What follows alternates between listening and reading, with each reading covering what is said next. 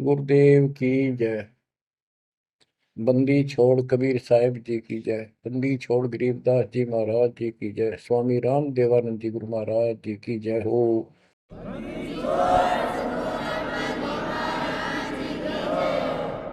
सर्व संतों की जय, सर्व भक्तों की जय, धर्मी पुरुषों की जय। श्री काशी धाम की जय, श्री सुडानी धाम की जय, श्री क्रोथा धाम की जय, श्री बरवाड़ा धाम की जय। सत साहिब गरीब नमो नमो सत पुरुष को नमस्कार गुरु की नहीं। सुर नर मुनि जन साधुआ संतों सर्वस दीन। सतगुरु साहिब संत सब दंडवतम प्रणाम। आगे पीछे मध्य हुए किनको पूर्व। कबीर सतगुरु के उपदेश का सुनिया एक विचार।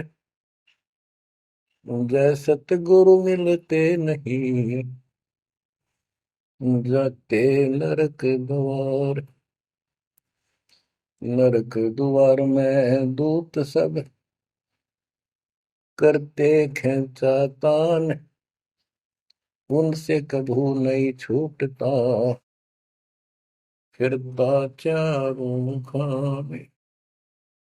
कबीर चार खानी में भरमता कबहू न लगता पार। सो फेरा सब मिट गया मेरे सतगुरु के उपकार। जय जय सतगुरु मेरे की जय जय सतगुरु मेरे की।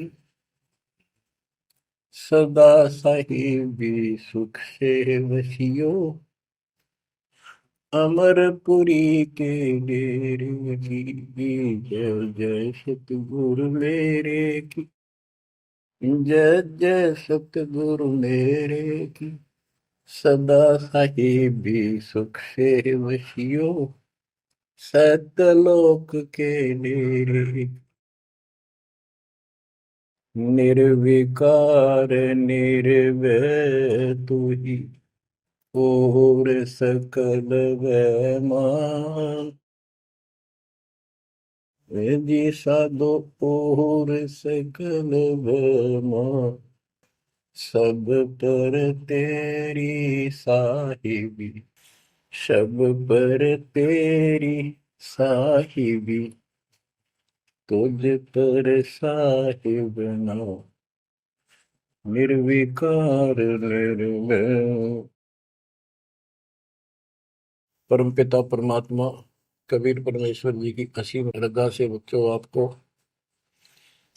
अमर कथा सच्चा ज्ञान सुनने को मिल रहा है। आपकी किस्मत परमाने अलग लेखनी से लिखी है, अलग आपका अकाउंट है जिस पर काल का कोई अधिकार नहीं है। बच्चों, परमात्मा का एक एक शब्द अपने को सत्य मानना होता है। या तो भक्ति पर लगो मत, भोगो कष्ट। भक्ति पर लग के भी और भक्ति मार्ग में अविश्वास होता है तो वो प्राणी सफल नहीं होता। जैसे दास को पहले शुरुआत में परमात्मा की चाह खूब थी और ये सुना करते थे द्रौपदी का चीर मिट गया, नरसिंह दास भगत की कुंडली भगवान ने ली। तो इस तरह की बातें आत्मा मानती थी, भगवान कुछ भी कर सकता है। पर कोई कह देता था नहीं ऐसा नहीं हुआ करता है, तो वैसे भगवान की आस्था बनाने के लिए कह रखा है ऐसा नहीं हो सकता। तो मन ये भी मान लेता था कि ऐसा ना होगा, पर भगवान तो है। केवल इतना मानकर भक्ति कर रहे थे, दीक्षा भी ले ली थी। और फिर परमात्मा ने ऐसा अजब गजब किया, वो सारी शंका मिटा दी, लोहे की जाड़ी को 1 फुट से ज्यादा बढ़ा दिया, और दोनों को बढ़ा दिया, एक को नहीं। तो बच्चों, विश्वास बहुत जरूरी है। जैसे आपको उदाहरण दिया जाता है सत्संग के माध्यम से। एक गांव के बाहर 2 साधक साधना कर रहे थे। एक 40 साल से बैठा था, आयु 60 के आसपास हो चुकी थी। दूसरा 4 वर्ष से साधना करने लगा था, वो भी घर त्याग कर बाहर आश्रम बना रखा था। तो बच्चों, वैसे तो साधना दोनों की ही शास्त्र विरुद्ध थी। पिछले संस्कार से प्रेरणा इतनी प्रबल हो जाती है कि आत्मा भगवान की तरफ तड़प जाती है, उसको खोज के लिए निकल पड़ती है, और जैसा कोई मार्गदर्शन मिलता है उसी अनुसार अपना सारा जीवन कुर्बान कर देती है। उससे उसको कुछ तप मिल जाता है, बन जाता है, और कुछ सिद्धियां आनी शुरू हो जाती हैं। उससे उसका वह बोलबाला हो जाता है। फिर उसकी मृत्यु के बाद वह एक यादगार बना दी जाती है। वो नरभाग, आप तो नरक में गया, आने वाले उस गांव की कई पीढ़ियों को भी नरक भेजने का सामान तैयार कर गया। आने वाली पीढ़ियां उसी को मत्था टेक टेक के उस कब्र पे, उसकी मूर्ति पे, और अपनी मनोकामना पूर्ण करवाती हैं। होता किसी का कुछ नहीं, पर वह भावना बन जाए, एकाधिका वैसे सूत बैठ जाए, दाव लग जाए, स्वाभाविक। जो भक्ति ना करते उनका भी हो जाता है, वो तो उसका संसार होता, और वो नियमित उसका कर देते थे। हम भी ऐसे ही थे। अब बताना चाहता दास, फिर भी विश्वास बहुत काम करता है।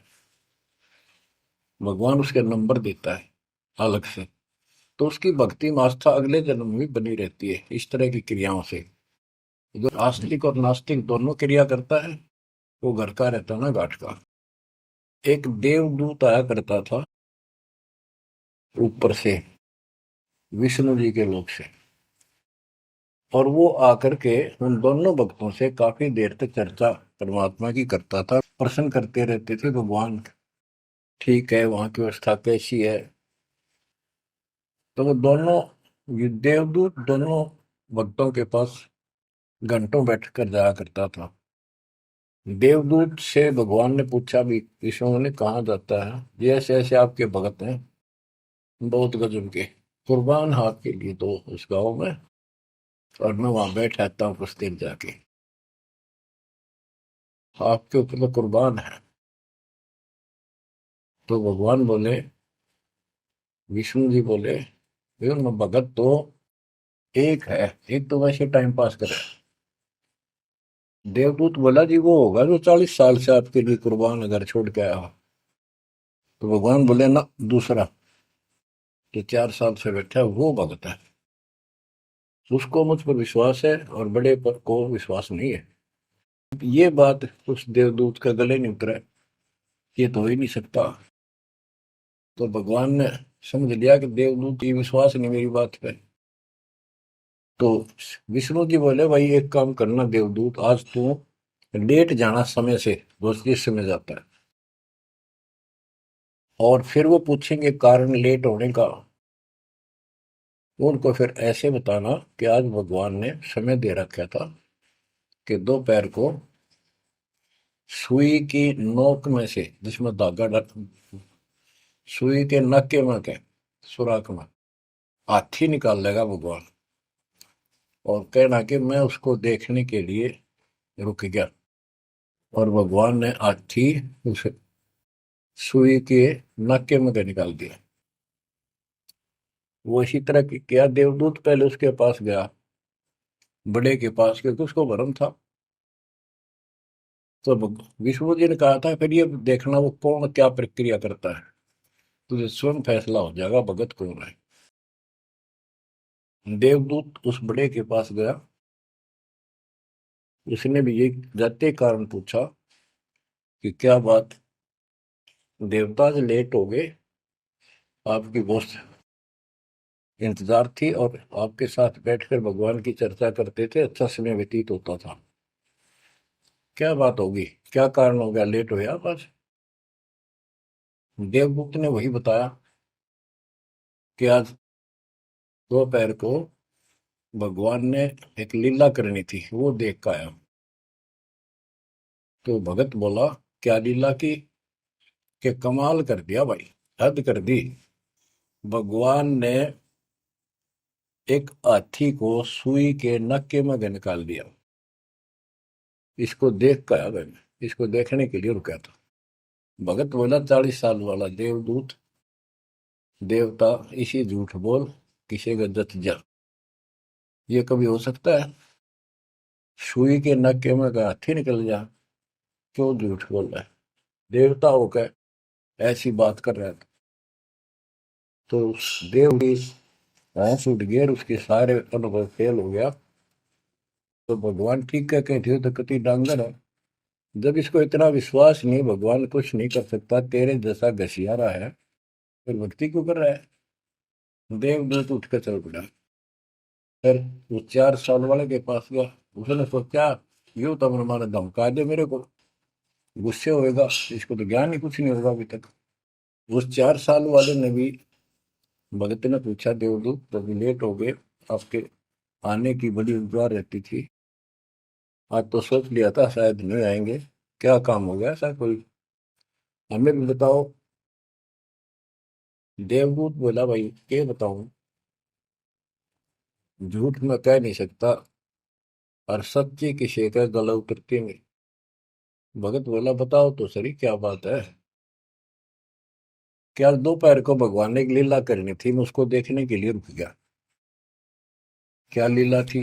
देवदूत बोला, सुई के नक्के में क्या भगवान ने हाथी निकालना था। भगत बोला, फिर क्या हो गया? कि वो निकाल दिया, कमाल कर दिया। बोला, बस भगवान ने निकाल दे, सारी पृथ्वी ने, धरती ने सुई के नक्के में गया, आप हाथी में आश्चर्य कर रहे हो? तो देवदूत ने सीने से लगा लिया उस बालक को। मैं बोला, धन्य तेरे मात पिता जिससे जन्म हुआ। भक्ति कर विश्वास नहीं तो खाक भक्ति है वो। कह कबीर सुनो भी साधो, मैं तो हूं विश्वास में। तो अपने परमात्मा की भी क्या पे अविश्वास नहीं होना चाहिए। और ये धीरे धीरे आपके साथ भी परमात्मा ऐसी लीला करते रहेंगे और कर भी दी होगी। और ना भी हो तो इतने सारे प्रमाण दिए जाते हैं, विश्वास कर लेना, परमात्मा की भक्ति से दूर ना होना। बच्चों, आपको अजब गजब का ज्ञान दास बता रहा है, जो संत गरीबदास जी ने परमात्मा से प्राप्त हुआ। और ऐसा निर्णायक ज्ञान है, इसका रिजल्ट इस पूरी कथा का फिर बाद में आपको बहुत अच्छा निष्कर्ष मिलेगा। पार्वती जी शिव की पत्नी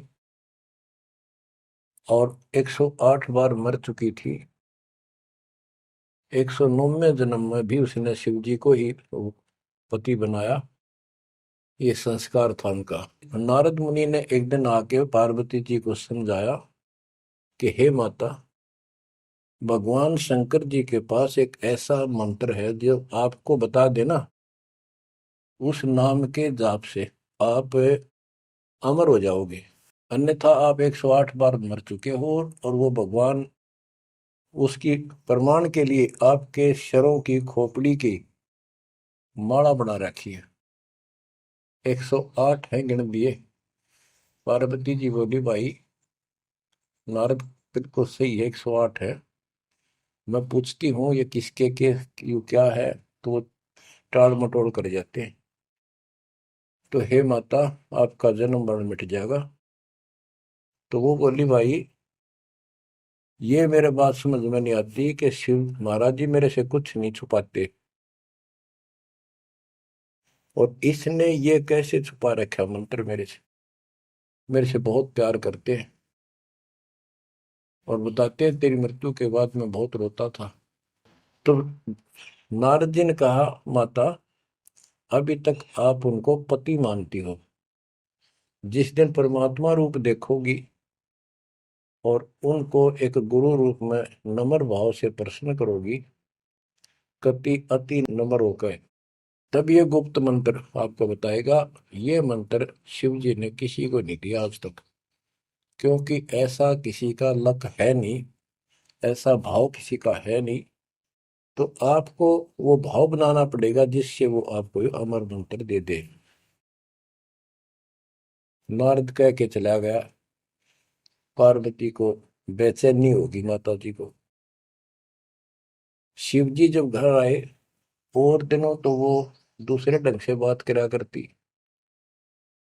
क्योंकि पत्नी बराबर का हकदार होती है, हिस्सेदार होती है। उस दिन चरणों में लेट गई, दंडोत प्रणाम किया और चरण पकड़ के रोने लगी और कहने लगी, हे भगवान, मुझसे ऐसी कौन सी गलती बन गई कि आपने मेरे से वो अनमोल मंत्र छुपा रखा है। हे भगवान, मैं 108 बार मरी, क्या आप दुखी नहीं हुए होगे? मुझे वो नाम बता दे जिससे मेरा जन्म मरण मिट जाए। अब शिव जी उसके मुंह की तरफ देख रहा है, पार्वती की सारी आओ भाव को समझ रहा है। कहने लगा, पार्वती, आज तेरे को कौन सा भगवान आत्मा मिल गया जिसने तेरी बुद्धि बदल दी? ये तेरी बुद्धि का ज्ञान नहीं है, तेरे को तो मैं जानता हूँ। ये बात तेरे मन में भी नहीं आती थी। मैंने कोशिश भी की, भक्ति किया करो। आप कह देती थी, आप भगवान हो, मुझे क्या जरूरत है, मैं भगवान के साथ हूँ, मैं उनकी अर्धांगिनी हूँ। तब पार्वती जी ने बताया कि नारद जी आए थे, उन्होंने मुझे ये सब बताया। तो भगवान शंकर बोले, पार्वती सुन ले, जितनी बार तू मेरी, मेरा पागल जैसा हाल हो जाया करता था। एक बार तो राजा दक्ष के यज्ञ में जलकर मरी, तेरे अस्थि पिंजर को उठाए मैं 10,000 वर्ष तक घूमता रहा था, तो आप कंधे पर रख के और पार्वती पार्वती करता हूँ। तो एक सुदर्शन चक्कर आया, उसने काट के तेरे टुकड़े कर दिए शरीर के। जब मैं ठगा सा रह गया, मेरे हाथ कुछ नहीं बचा, फिर तेरा जन्म हो गया, शादी फिर होगी, वह भूल पड़ी। ये मंत्र ऐसा अजब गजब है, ये आम व्यक्ति को नहीं बता जा सकता। भगवान शंकर जी ने कहा कि अब तेरी आत्मा सच्चे दिल से डिमांड कर रही है, अब मैं तुझे यू नाम दूंगा। गरीबदास जी बताते हैं कि जैसे सीप एक जानवर होता है, शंखला सा, जैसे एक शंख होते हैं इस टाइप के मजबूत शरीर का, और उसको सीप बोलते, सीप। वह सीप जो है, गर्मी हो जाती है जब उसको अंदर पानी की डिमांड होती है, मोती बनाने के लिए उसमें प्रेरणा होती है, जैसे पशु में गर्भ धारने की होती है। उस समय सीप समुद्र के ऊपर आ जाती है, ऊपर बादल गरज रहे होते हैं, यदि उसका मुख खुला हो और बारिश की एक बूंद भी उसके मुख में चली जा, तो उससे मोती बनना शुरू हो जाता है। उस बूंद को लेकर शिप वापस समुद्र में गोता लगा जाती है, उसमें मोती बन जाता है। और यदि सीप का वो मुंह बंद हो तो सारा सामान बरस जाए उसके ऊपर, मोती नहीं बने। तो पार्वती को समझाया कि अब तेरी सीप का आत्मा का मुंह खुल चुका है, अब मैं यू नाम दूंगा, असर करेगा। और पहले तेरी सीप आत्मा का मुंह बंद था, इसलिए यू उन्मोद मंत्र ऐसे व्यर्थ नहीं कर सकता था। फिर कहा कि चलो, सुबह सुबह एकांत स्थान पर पहुंच गए। वहां एक सूखा वृक्ष था, पत्ते भी नहीं थे, उसके नीचे बैठ गए और बच्चों वहां फिर दोनों हाथों की ताली बजाई, तो आसपास के पक्षी उड़कर भाज गए, इतना शोर हुआ। और जो अंडे थे वो बच्चे बढ़कर उड़ गए। उसी वृक्ष की खोगड़ में एक खोखले स्थान पर तोते के अंडे थे। वो जो अंडे थे वो स्वस्थ अंडे, तो बच्चे बढ़कर उड़ गए। अस्वस्थ था एक अंडा, कति खराब हो गया था, गंदा हो गया था, वो वहीं रह गया। भगवान शंकर को पता नहीं था कि इसमें कोई तोते के बच्चे भी हैं, अंडे भी हैं। उनको मालूम था कि अंडे भी होंगे तो बच्चे बनकर जा चुके होंगे। अब बच्चों, बहुत सी कहानी इस एक ही कथा से आपको समझ में आएगी। जैसे ये क्या करते हैं, भक्ति ना करके मृत्यु के प्राप्त हो जाते हैं, फिर क्या करते हैं, अस्थियों को उठाते हैं, जड़ी हुई हड्डियों को, उनको उठाकर गंगा में बहा के आते हैं। उनका उद्देश्य तो ये होता है कि इसको इतने गहरे पानी में डाल दे कि जो व्यक्ति मर जाता है, स्त्री या पुरुष, जब वो प्रेत बन जाता है तो अपने घर आता है। घर में वो अपने बॉडी को खोजता है, फिर वो जाता है शमशान घाट पे। उसको एहसास होता है कि ये ताजा ताजा जो फूके गए हैं ये तेरी हड्डी है।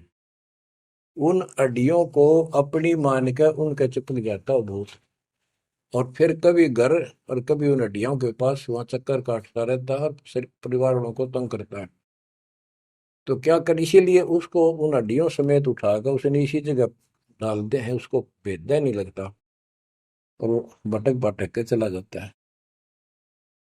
तो बच्चों, अब हमने न तो ये क्रिया करनी, क्योंकि हम भूत बनाए को नहीं, हमारी सच्ची भक्ति है, और उससे कोई समाधान नहीं हो जाता। तो इसी प्रकार तो दास बताना चाहता है कि मरने के बाद भी उन हड्डियों को भी वो जीव अपना मान रहा था कि मेरी है, उनके चिपक जाता है। इसी प्रकार जो गंदा अंडा हो गया था, वो आत्मा उसका चिपकी हुई थी कि मेरा है। हालांकि वो कति खत्म हो चुका था, कुछ दिनों में उसकी वो सूख जाता, खत्म हो जाता, फिर वो उसको छोड़कर चलती। तो वो आत्मा उसके साथ चिपकी हुई थी। उधर से पार्वती जी को कथा सुनाना शुरू कर दिया, अमर कथा सुनाई।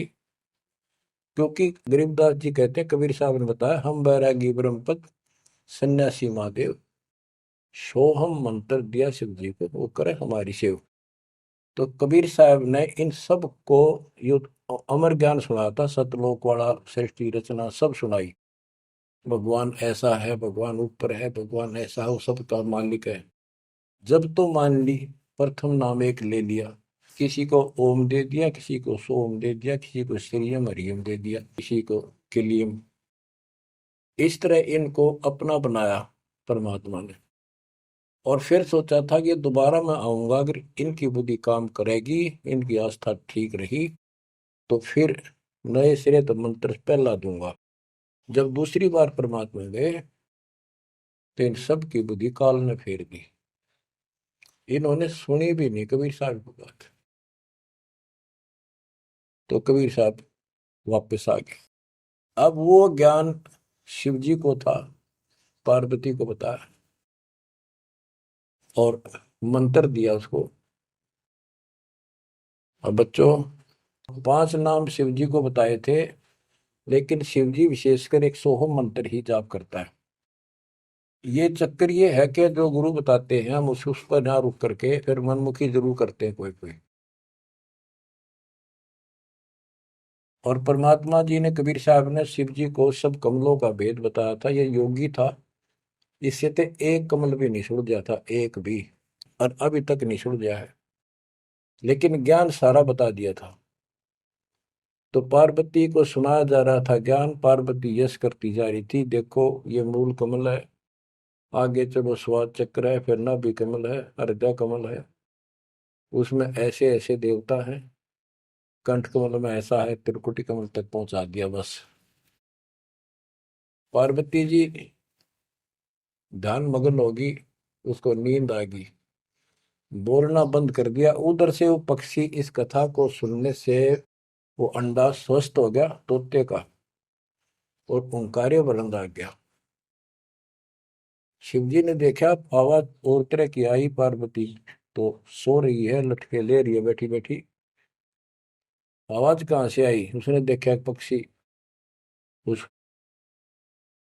वृक्ष की खोगड़ में उथोथे स्थान में नजर पड़ा, पक्षी उड़कर भाग लिया। शिवजी उसके पीछे चल पड़े कि इसने मेरा ज्ञान चुरा लिया। आकाश में उड़ गया, उड़ के पीछे हो लिया। ये तोते वाला जीव परमात्मा की अमर कथा सुनता है, उसमें भी शक्ति सिद्धि आ गई थी। और ये ज्ञान जो है पूरे पहुंचे हुए संत से सिद्धि युक्त और अधिकारी से सुनने से ज्यादा असर करता है। भगवान शिव तीन लोक के प्रधान है, इनमें आध्यात्मिक शक्ति है। वो साथ मिलकर उसकी आध्यात्मिक शक्ति के साथ वो वाणी परमात्मा अमर कथा उसके भी बॉडी में गई, उसमें सिद्धि आ गई। मोक्ष तो बहुत दूर की बातें हैं, ये तो लंबा चैप्टर है, लंबी कहानी है, लेकिन सब थोड़ा थोड़ा हिंट आपको देना पड़ता है, कहीं कभी कोई मिसगाइड ना करते। सिद्धियों कहते हैं अष्ट सिद्धि नौ निधि के भरे पड़े हैं शिव जी, और इनके वचन से भी सिद्धि आ जाती है, किसी को ये कह दे तो। लेकिन उन सिद्धियां ने के चाटा ये मोक्ष तो ना हुआ है। भाव कहने का ये है कि वो तोते वाला प्राणी वेद व्यास के आश्रम में पहुंच गया, उड़ता उड़ता पीछे पीछे शिव जी। वहां शरीर छोड़ गए, और व्यास की पत्नी ने जमाई ली थी, उसके द्वारा सांस के द्वारा उस सूक्ष्म जीव अंदर चला गया। और जब गर्भ धारण का समय आया तो उनके गर्भ में स्थान लिया, उस बच्चे के शरीर में प्रवेश हो गया, 12 वर्ष तक वहीं रहा। आगे कथा इसमें आगे आएगी, वो बताऊंगा। अब ये वाणी सुनाऊंगा जो आसानी से आपको समझ में आएगी। मोक्ष मुक्ति का लख्यान बेवा, ब्रह्म में पुत्र व्यास सुखदेवा। सतगुरु मेरा महादेव पंका, 84 की मिट्टी निशंका। के महादेव जैसे भी उनको मिले, फिर भी 84 लाख योनियों का चक्कर उसका मिटा नहीं। 78 जन्म गौरी भरमाई, शिव को रुनमाला गले लाई। अर्ध शरीरी देवी गौरा, जिनका थीर बयानी मोरा। 108 जन्म पार्वती जन्मती मरती रही, और शिव जी ने उसके सिर की माला, सिर के रुंड खोपड़ियां माला बनाकर गले में डाल रखी थी। अर्ध शरीरी देवी गौरा, जिनका थीर भयानी मोरा। अर्धंगनी थी शिव की पार्वती, और उसका भी मोक्ष नहीं हुआ। नारद मुनि उपदेश बखाना, गिरजा सुनो मोक्ष पद ज्ञाना। सुन हे देवी गौरा माई, 68 तीर्थ पर भी नाई। पिंड प्रदान किए का बारा, खुला नहीं मुक्ति का द्वारा। जब पिंड प्रदान कहते हैं ना, पिंड प्रदान करने से भूत जुनी जा छूटे थे, पिंड प्रदान करंत गरीब दास जिंदा के नहीं मिला भगवंत। जैसे पार्वती भूत पड़ गई, पिंड प्रदान कर दिए, भूत जुन्नी छूट गई, और फिर पता नहीं किस दुनिया में चला जाता प्राणी। इसके संस्कार अच्छे थे, ये फिर मनुष्य जीवन, लड़की का जन्म हुआ, शिव जी के ब्याह गई। ये पिछले जन्म जन्मांतर की शक्ति भक्ति के कारण मनुष्य जीवन ज्यादा भी हो सकते हैं, लेकिन मोक्ष ना होने से फिर 84 लाख योनियों में जाना था। इस पार्वती ने भी आगे भी जाएगी, शिव जी भी मरेगा, पार्वती भी मरेगी, और फिर ये 84 लाख योनियों में जाएंगे। कहते हैं चंद सूरज की आयु लग, जो जीव का रह शरीर। सतगुरु से बेटा नहीं, तो अंत कीर का कीर। अगर चांद सूरज की आयु तक भी जीव का शरीर रहे और पूरा सतगुरु मिला नहीं, तो अंत में कीड़े मकोड़े बनेगा। अब नारद जी बता रहे पार्वती जी को, सुन हे देवी गौरा बाई, 68 तीर्थ पर भी नाई। पिंड प्रदान किए के बारा, खुला नहीं मुक्ति का द्वार।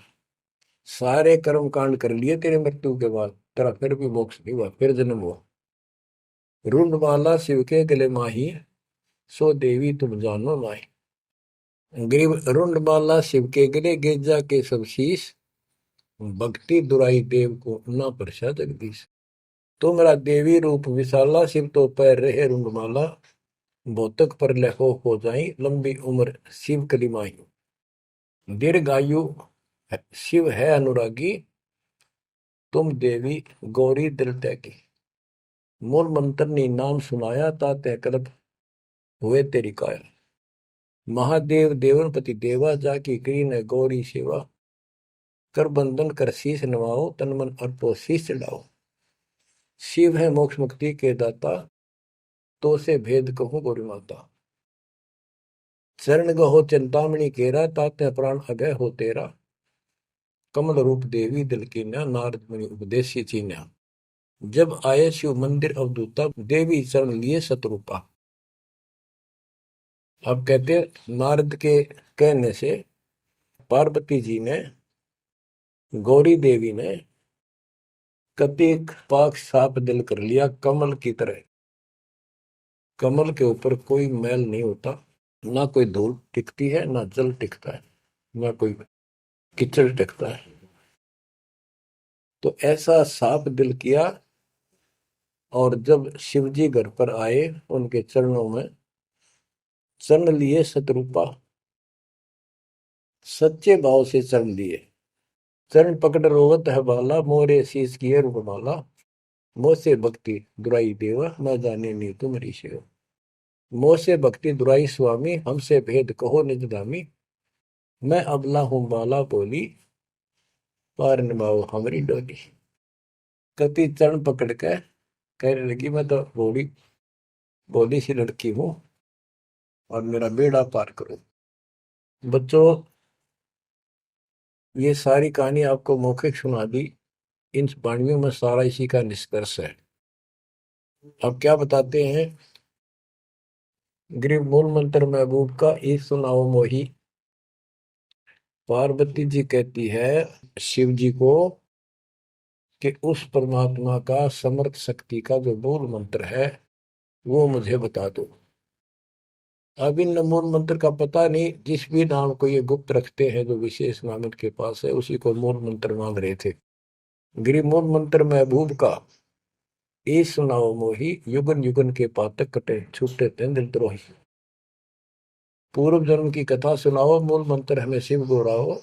भूल रही भवसागर हमी, मोक्ष मुक्ति के दाता तुम ही। शिव बोले सुन देवी बाता, को उपदेशी मिला विदाता। ये तो ना ही ज्ञान तुम्हारा, हम सो भेद कहो परवार। कि आज जैसे तू बोल रही है कि तेरी बुद्धि की बात नहीं, तुझे कौन ऐसा भगवान आत्मा मिल गया जिसने तेरा मन फेर किया।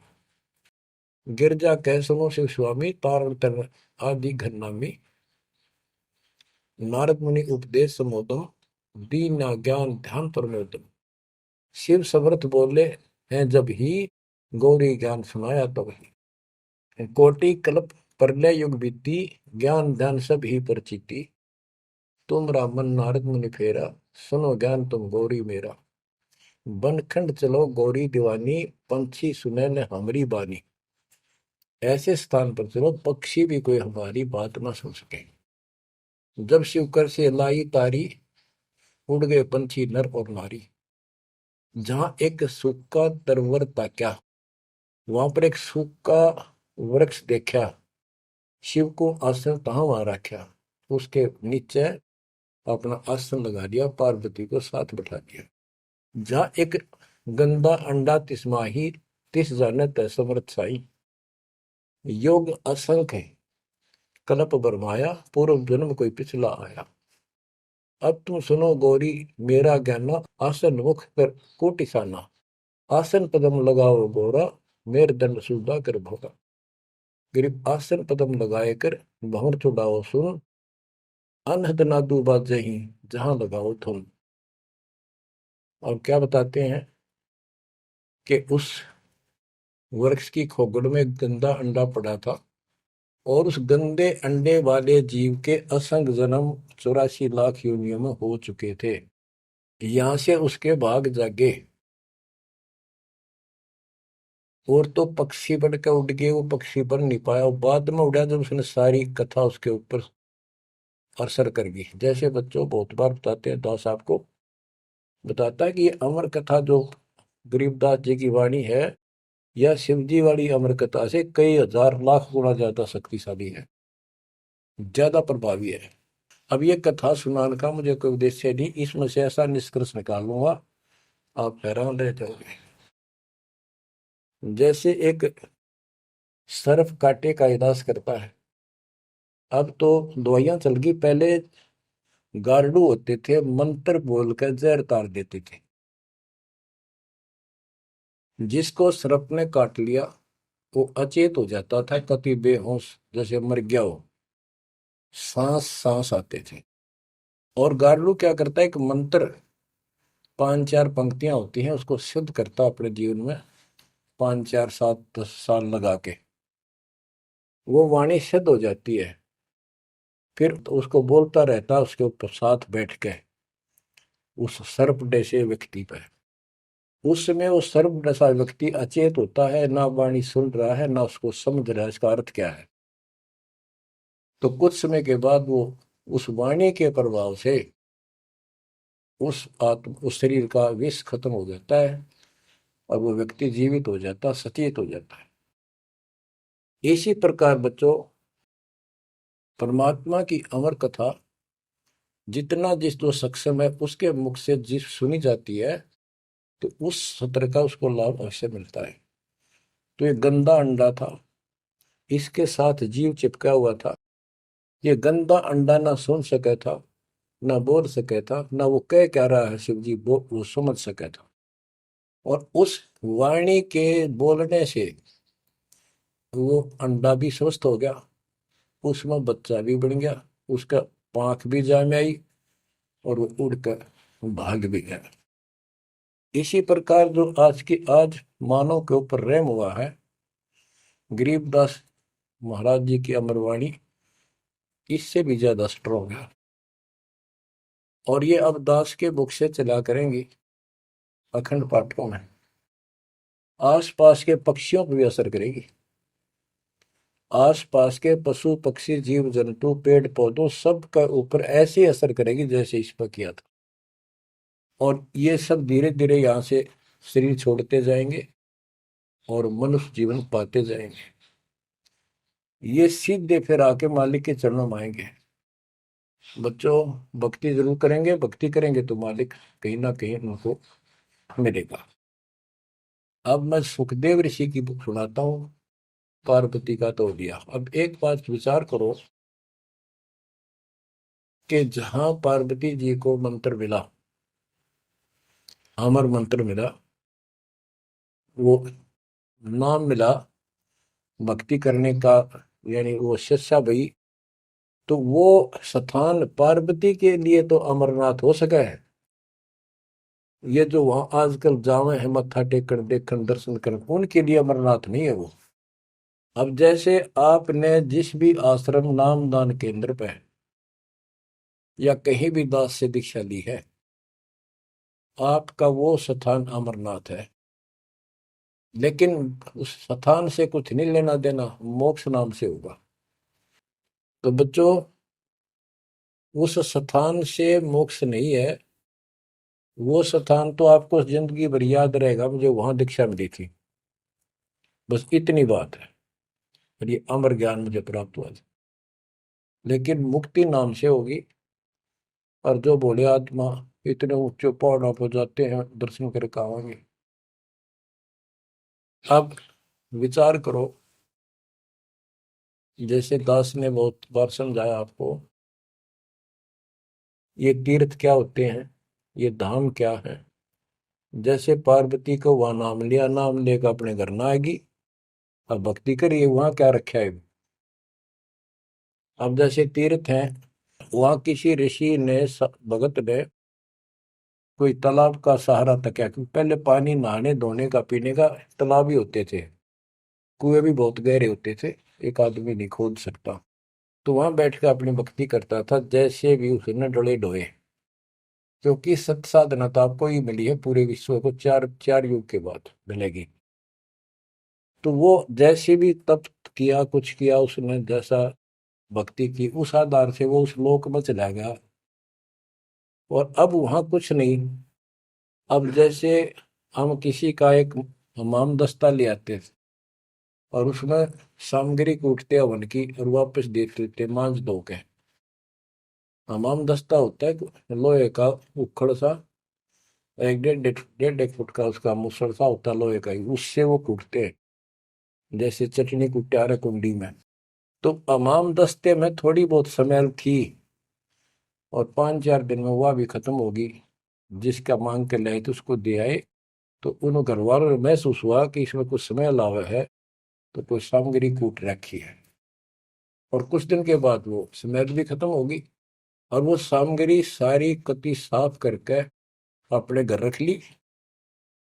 अब उस स्मेल को सूंघ बार बार को, हो कमाल हो गया, बड़ी स्मेल आई, फिर वह खत्म होगी, चलो स्मेल लेके आते हैं। उस स्मेल से कुछ नहीं होने का, उस सामग्री से गूगल खेओ, वह बनानी पड़ेगी। इसी प्रकार मोक्ष प्राप्ति के लिए यह साधना करनी पड़ेगी। तो वहां जाने से कोई लाभ नहीं जहां पर कभी कोई ऋषि ने कोई साधना की थी, वो तीर्थ बने हुए हैं। तो काल ने परमात्मा से कहा था, जो मालिक आए थे जोगजीत रूप में, अपने बच्चे ज्ञानी के रूप में, जोगजीत रूप में, सहजदास रूप में, कई रूप में आते रहते हैं। तब काल ने सारी वचनबद्ध करा के मालिक को, और फिर अपनी वह दुष्टता दिखाई थी। इन्हों कहा था, जाओ ज्ञानी वैसे जाओ, जोग जीत संसारा, जीव न माने कहा तुम्हारा। जीव तुम्हारा कहा न माने, हमरी और वो बात बखाने, तीर्थ व्रत और झूठे जब तब मन लाऊं, देवी देव देवर पुजवाऊं, या जीव को बरमाऊं।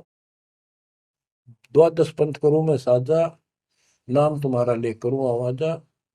द्वादश पंथ जो नाम जो ले, सो मेरे मुख में आन समोई, और अनेक पंथ चलाऊं, या जीवों को बरमाऊं। तो आज वो सारा काम इसने कर रखा है। अब आप किसी को समझा के देख लो, आपके सर हो जाते हैं। तुम हमारे देवताओं को ऐसे बताते हो, हमारी साधना को गलत बताते हो, तीर्थों में जाना ठीक नहीं, व्रत रखना ठीक नहीं। तो काल ने बोल रखा था कि हमारी ओर हो बात बखाने, हमारी ओर हमारा तरफ पक्ष लेकर के वाद विवाद किया करेंगे। अब बच्चों, जो दास बता रहा है कि जो अमर पाठ, अखंड पाठ, या वैसे वाणी सत्संग जहां भी चल रहे हैं, चला करेंगे, चलते हैं, चल रहे चलेंगे, वहां आस पास के पक्षियों को भी इसका राहत मिलेगी। और जैसे सुखदेव ऋषि, सुखदेव व्यास जी की पत्नी के पेट में समा गया, गर्भ में। उसके बाद 12 वर्ष तक गर्भ में रहा। वहां उसको याद रहा कि पिछले जन्म तो असंख्य खो दिए, भक्ति नहीं बढ़ी। अब के मानव शरीर प्राप्त हुआ, और बाहर जाते भूल पड़ जाती है, तो जुल्म हो जाता है। इस डर के मारे गर्भ से बाहर लिया। 12 वर्ष बीत गए, ब्रह्मा विष्णु महेश को टेंशन हुई, ये तीनों आ गए। इन्होंने कहा कि सुखदेव बाहर आओ, 12 वर्ष तक गर्भ में ठीक नहीं, हमारी मर्यादा खत्म होती है। 9 महीने भी माताएं गर्भ में बच्चा रखती है, बहुत परेशान हो जाती है, और 12-12 वर्ष रक्षा करेंगी, ये गलत परंपरा डलती है, आप ऐसा ना करो, बाहर आओ। तो सुखदेव ऋषि ने कहा कि हे परवरदिगारो, हे भगवानो, अब मुझे ज्ञान हो गया, बाहर आती है आपकी माया, यह त्रिगुणमयी माया हमें अचेत कर देती है, सब बुला देती है, इस माया न रोक दो, फिर मैं बाहर आऊं। इन्होंने कहा, भाई ज्यादा हम भी नहीं रोक सकते, ये हमारे से भी बहुत ज्यादा प्रबल है, हमारे बस की बात नहीं है, बस कुछ सेकंड के लिए रोक सकते हैं। तब उसने कहा, जी कुछ सेकंड के लिए रोक दो। तो कुछ क्षण के लिए रोकी, इतना में सुखदेव बाहर आया। तो उसको भक्ति की प्रेरणा बनी रही, भगवान की याद रही। उसी समय 9 नाथ 84 सिद्ध, यानी 93 बच्चे और लड़के पैदा हुए, ऐसा इत्तेफाक था, संस्कार था उनका। उनको भी ये बातें याद रही, उनमें से 9 तो नाथ बन गए, और 84 सिद्ध कहलाए। उन्होंने भक्ति की प्रेरणा बढ़ गई, बचपन से ही मालिक की याद बनी रही। लेकिन सच्चा सतगुरु ना मिलने से ये भी डले डोए। अब बच्चों ज्ञान पूरा आ चुका है और वो ठीक का समय आ गया है। गुरु पूरा, ज्ञान पूरा, भगवान पूरा। तो अब जो ये वाणी चले हैं और दास के मुख से चला करेंगी, ये सत्युत मस्तार देंगी। काल के पता नहीं कितने जुगाड़ को तोड़ेंगी, कितने जीवों का उद्धार बनेगा। मनुष्य का तो कहना ही क्या, डांगर डोर पशु पक्षी कीड़े मकोड़ों को भी सहारा मिलेगा इसका। ये इन पुराणों से कथा है, ये आपके सामने सच्चाई इस तरह है। अब तो सुखदेव ऋषि जब बाहर आया, उड़ कर चल पड़ा वहां से। पिता ने कहा बेटा, व्यास जी ने कहा पुत्र, एक बार शकल दिखा दे। 12 वर्ष इंतजार की, पुत्र होगा।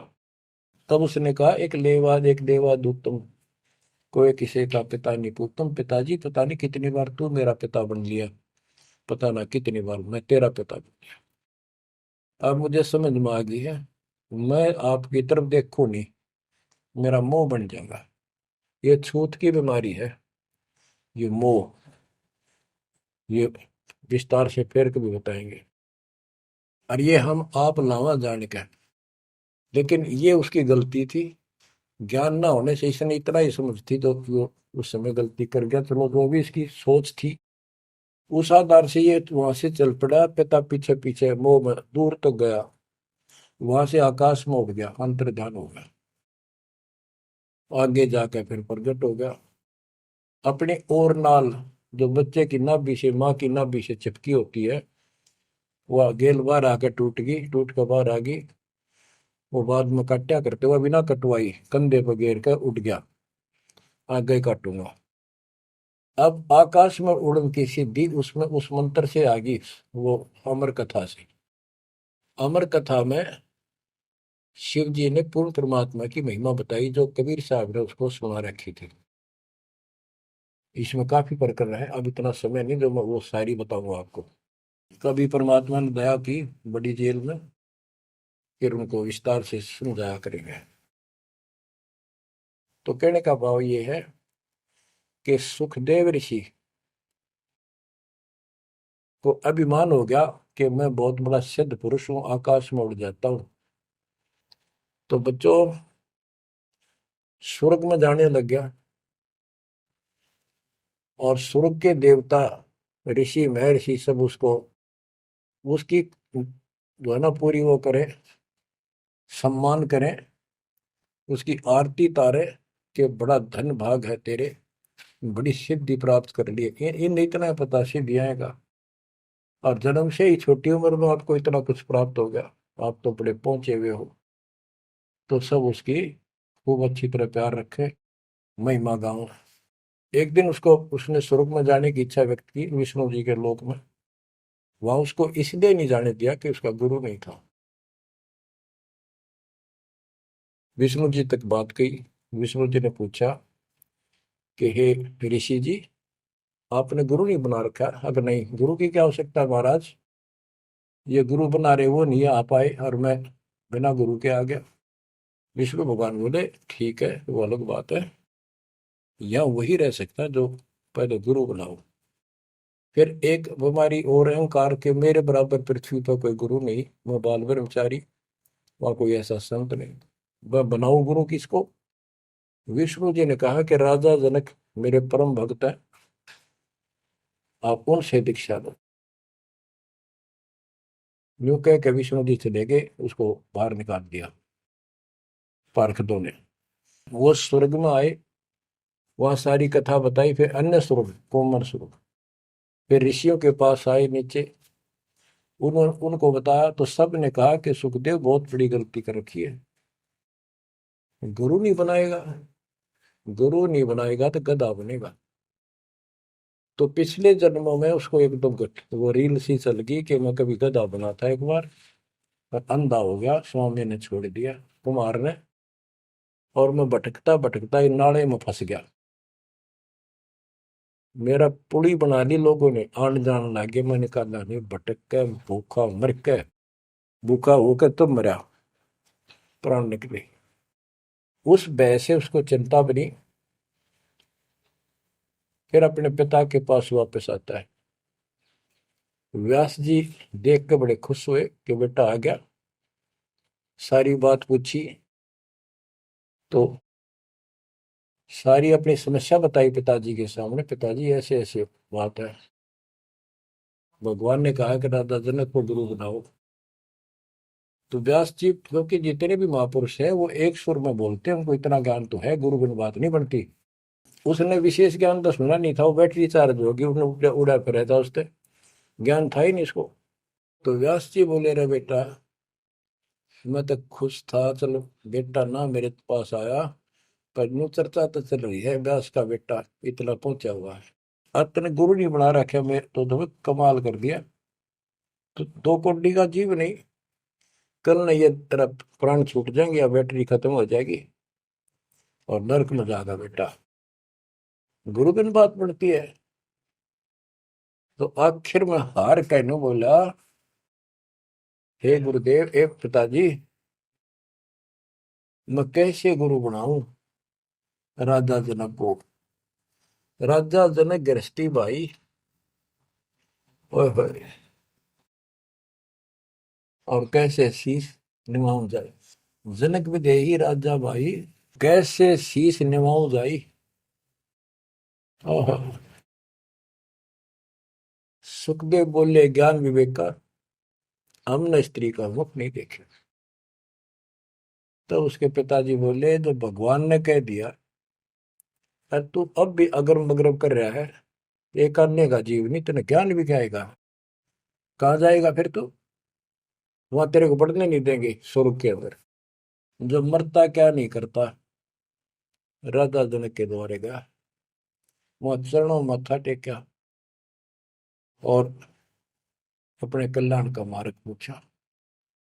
बच्चों, क्योंकि यहाँ समय बहुत कम मिलता है, इससे बहुत सी जानकारी होगी आपको, अजब गजब ज्ञान होगा। क्योंकि अभी तक दास ने आपको केवल प्रमाण दिखाए, सारे ग्रंथ सुन जाए और एक नंबर का ज्ञान आपके हृदय में जमा दिया कि जो दास कह रहा है वो सारी सच्ची है। अब दास कोड वर्डों में, संकेतों में भी ज्ञान समझाएगा, तो भी आपकी आत्मा गिल्ला कैच करेगी साथ के साथ। गरीब गोता मारू स्वर्ग में, जा बैठो पाताल, गरीब दास ढूंढता फिरो अपने हीरे मोती लाल। आप वो हीरे मोती लाल हो बच्चों, आप सामान्य आत्मा नहीं हो। जब परमात्मा आपको कैसे रंग रहा है, रंग में कैसे दूध अमृत पिला रहा है आपके घर बैठे, आपको नहीं पता इसका क्या प्रतिफल होगा। बच्चे को माता पिता दूध पिलाते हैं, बढ़िया भोजन खिलाते हैं, उनको पता है कि इसको कितना इसका लाभ मिलेगा। बच्चे को ज्ञान नहीं होता, वो धक्के तो पिलावे, खेलने लग रहा हो, माँ लाओगी बुला के, आजा भाई आजा बेटी, दूध पियावेगी। बस दूध पीता पीता भी इन्होंने सोचा है, बच्चा अब छोड़ दे जल्दी ही, डांक ठोकूं बाहर खेल का हो। अब वह दूध पिया के फिर छोड़ देती, जा वे खेल है तू। तो बच्चों, ये अमृत दूध है आपकी आत्मा के लिए। अपना काम करो, संसारी काम करो, फिर तो दिन का जो होमवर्क क्लास वर्क है वो भी करो। तो ज्ञान का जो असर है ये व्यर्थ नहीं जाएगा, आपकी आत्मा को इतनी ताकत दे देगा जिसमें भक्ति बिल्कुल सुदृढ़ हो जाएगी, सुरक्षित रहने लग जाएगी। क्योंकि मन में दोष नहीं रहेगा, कोई गलती करे बनेगी नहीं, तो सब कुछ सुरक्षित रहेगा। आपके मोक्ष के लिए परमात्मा ने कसर नहीं छोड़ रखी, जो भी संभव व्यवस्था है वो सारी कर दी है। बच्चों, तुम भी दया करियो, रहम करियो उस परम पिता पे। और इस दास की उम्र देखो, और दास कहाँ है 9 साल से, ये देखो, और यहाँ से आपके लिए क्या कर दिया उस दाता ने। उस मालिक को देखो ध्यान से। आप बालक नहीं हो, आपकी आत्मा में समझ आ जानी चाहिए कि ये क्या हो रहा है।